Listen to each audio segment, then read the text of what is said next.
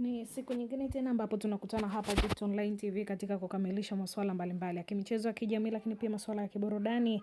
Rais wa klabu ya Yanga Engineer Hersi Said amewataka kwa dhati wanachama na mashabiki wa klabu hiyo kuvunja mara moja makundi na kambi zote za uchunguzi zinazoundwa wakati wa mchakato wa kuchagua viongozi wapya. Hersi amesema hayo wakati akihutubia mkutano mkuu wa wanachama wa Yanga uliofanyika na kumiliki usiku kucha wa leo. Lakini wagombea waliokosa nafasi sio maadui. Hersi Said akitangaza mwelekeo mpya baada ya kuketi kiti chake cha urais. Engineer Hersi amesisitiza kuwa matokeo ya uchaguzi hayapaswi kuleta chuki au mpasuko miongoni mwa wanachama na wagombea walioshindwa. Ni pongeze kwa dhati wagombea wote waliofanikiwa kuingia kwenye kamati ya utendaji na wale watu watatu wa zamani waliorejea na wawili wapya. Karibuni sana, tutumikie wana Yanga. Haya ni maneno kwake Rais Hersi Said. Lakini pia wagombea ambao wamefanikiwa kupata kura za kutosha bado ni washindi na ni sehemu muhimu ya Yanga. Hawatakiwi kugeuka maadui wa klabu yetu hapa. Hakuna aliyeshindwa,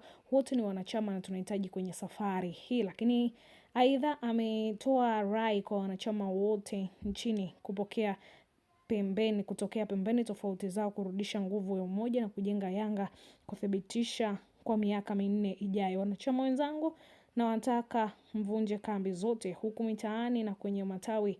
Mtu wako akiwa ameshinda au ameshindwa, nyote ni wanachama wa Yanga na sio kuwa mtu binafsi. Turudi pamoja, tuunganishe nguvu zetu ili kupigania klabu yetu. Haya, lakini safu mpya ya uongozi wa Yanga katika uchaguzi huo, safu mpya ya uongozi itakayoongozwa na wananchi wa miaka minne iliyojaa inaundwa.